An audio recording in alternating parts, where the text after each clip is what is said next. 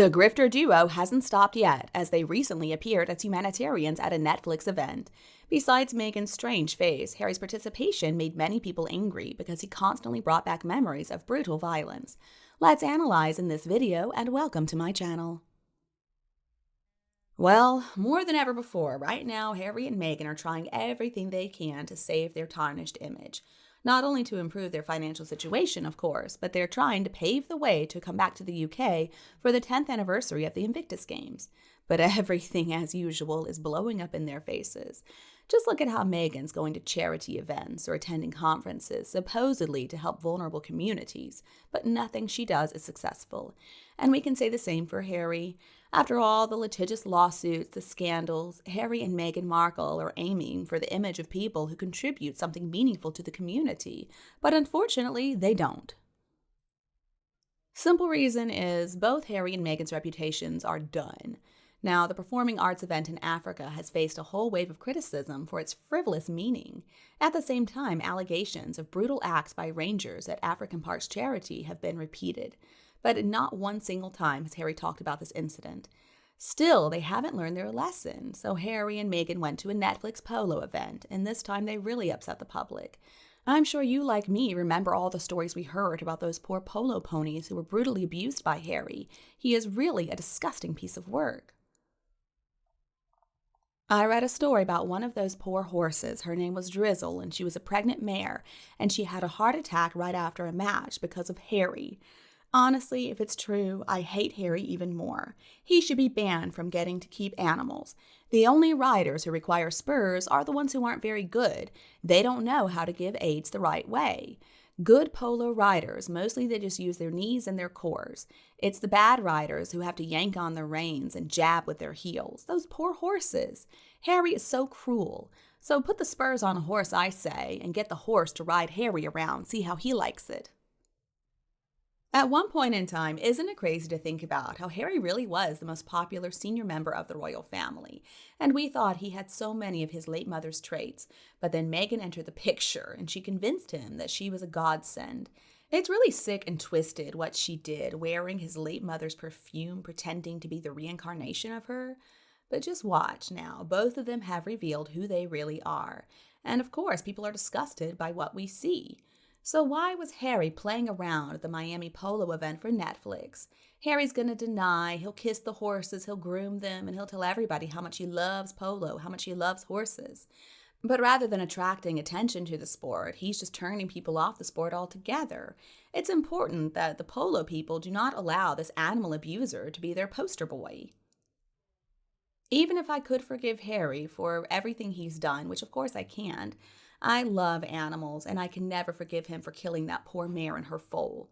Now, I have seen some very rough photos of the horse's injuries. Then PETA, People for the Ethical Treatment of Animals, has shown up at so many polo matches too. It's not a nice sport. The neck and ears are white and the face is brown. Now, I've gone to a few polo matches, but to tell you the truth, I don't think the sport is all that interesting. I do feel bad for those horses. I worry about them. So one thing I can tell you, though, about polo, especially after you see how much Harry abuses horses, is that they switch out the ponies during the matches so that they don't get overtired. Most people do at least. So no horse is competing for a whole match. In fact, you're required to have at least 2 ponies per player. We've heard, though, so many rumors about Harry being violent and aggressive and a big bully ever since he was a little boy. Once, apparently, he broke another child's arm in an attack. And some parents stopped allowing their kids to go to parties if Harry was going to be there. In school, there were stories too. He would pick out at least one student to be a vicious bully towards, and he would get his friends to make fun of the poor child. Just like he did with that poor disabled lady who worked at his school, who he talked about in Spare. I mean, Harry is really a horrible person. He himself relates attacking people, including his bodyguards. He's proud of these stories. Instead of dealing with his aggression and his bad behavior, it looks like it's been excused, and it looks like it's even been celebrated. Harry has never been held accountable for his behavior, though, and I don't mean he hasn't been caught. I mean he's always blamed somebody else and set somebody else up to be the fall guy. Just note how Harry has attributed his realizations of unhappiness to Meghan Markle. He told Angela Levin in his biography that he started thinking of separating from his family while he was in his mid-20s. Setting somebody else up to be blamed for his actions comes so naturally to Harry. I don't think he even understands that he's pointing the finger of blame at Meghan Markle if things go wrong. And what exactly was the purpose of Harry and Meghan being at this polo event? I suspect this polo show has the message, "We are the American royal family. Look at how great and wonderful we are." And who is going to even watch? I mean, we're fans of royalty, but we're fans of real royalty, not those two fakers. And there are no big polo fans. I don't know who those people would be. Now, the thing is, how many pseudo-royal events are there? Is it enough to make a show? And how dull is this show going to be? I think it should be about 5 minutes. That would be more than enough time to cover everything. And I do wonder, is Netflix going to talk about Harry's mistreatment of the horses, including that poor pregnant mare he was advised not to ride, but he insisted on riding anyway, and then the poor thing passed away from a heart attack? Oh no, Netflix doesn't want to include that. Harry and Meghan are going to do everything they can to make the polo matches all about them with their Netflix cameras. The polo players and their wives, they're going to get sick and tired of it, just like many people who attend Invictus. Harry and Meghan cannot let anybody have the limelight. It's got to be all about them all the time. And then they're so confused when things don't go their way. Honestly, every appearance of Harry and Meghan just brings controversy. So, accompanying Harry, of course, is Meghan with that bizarre new face she's got. The new upper teeth, the restructured nose, she keeps on looking worse and worse. Honestly, Meghan Markle's trying to look younger, but she's only reminding us of her real age. So on her 67th birthday in 2023, Doria accidentally messed up, saying that she had her child when she was 21. All right, well, let's do the math here. 67 minus 21 equals 46. When August rolls around, Meghan Markle's going to be 47, and she's not a good-looking 47 either. Just look at her face now. She is aging so quickly. She's too thin. She doesn't take good care of herself. And it's not only a matter of age. Meghan Markle is supposedly on Ozempic, which I absolutely believe. And that will age the facial skin so quickly because it makes you lose weight too quickly. I would think her hair is also not in good shape either, with all the chemicals, the processing, the twisting, the braiding, the pulling, the flat ironing for 30 years now. I mean, honestly, you can use the fancy word if you want to, alopecia, but balding is exactly what it is. What these terrible photos really make clear, though, is that the photos of Meghan Markle reading to kids at the hospital cannot possibly have been taken recently. The hospital photos, I think, were taken years ago, not a few days ago like they claimed. Her face, her hair, her body, they're simply not the same. Meghan believes that we're so stupid we can't see what is right in front of us. You can tell the photos were old because she had a mask on, so I know it was a few years ago. And we're starting to see Meghan's true age. I mean, the bronzer, the cheek implants, the veneers, the ski slope nose, the facelift, it's not doing her any favors. Instead, I think she's getting worse every time she goes under the knife. She always tries so hard to change her appearance, but it's not working. I mean, the neck and the ears are white on this woman. The face is brown. She looks terrible. And obviously, Meghan doesn't really love herself. I mean, lying and being a victim, that's how she makes money. That is not a self-confident woman. Meghan doesn't want to work either. She just likes somebody else to pay all the bills. And even though there's this new fake brand, it doesn't seem like Meghan is really focused on it. She and Harry are just showing up everywhere they can to promote themselves. Both of them try so hard to act like royals, but the funny thing is, at one point in time, they were royals, and they were the ones who chose to walk away because they didn't want to perform royal duties. So they're coming to the US, and they pretend to be royals, and they imitate actual working royals. It's a weird thing to witness.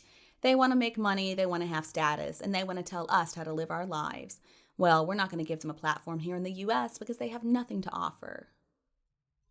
Everything they do is meaningless because they just look ridiculous. Have you noticed, too, that Meghan Markle is back to pretending to love Harry with those devoted stares? To me, this just confirms that their relationship is in the toilet. Now, I think that Harry has been trying to leave her, so she's got to go back to pretending to be in love for a little while to keep him addicted. So let's contrast that with William and Catherine. If you look at photos of William at some polo matches, you can see Catherine playing with the children or just sitting in the grass with them. Catherine and William take their children to so many events. Such a big difference between the two families. Another thing is the Prince and Princess of Wales, they don't have to prove their love to us. They love each other. They don't have to prove their dedication for each other in public. I mean, you can see it in their body language. It is plainly written on their faces and their eyes. I mean, we can see them talking happily with their children, even on an engagement. You can see the joy and the love, and you can see that because it's really there. But as for Megan, it's all a big show. She just wants to prove to us how much Harry loves her. And she also inserts herself in the middle of photos so that she'll avoid being cut out. And no, of course, I don't approve of this. I think she's incredibly desperate. She needs to be loved, or at least make it seem like she's loved. Honestly, I think I understand, though, why she's always got to be in the middle of everything. Maybe their partner Netflix is also helpless with those two. So they've got to take this final step. Netflix is desperate to get something for their money from these two grifters, and the only thing they could come up with is polo. Between the two of them, they don't have any real hobbies or talents. So I think this is Netflix's last attempt. The photos from this polo event, though, are just bizarre. So first of all, why did Megan have to be there at the trophy presentation? And another thing, I found it very strange that she wanted to hold hands with another little girl and walk with her. Where are her own kids?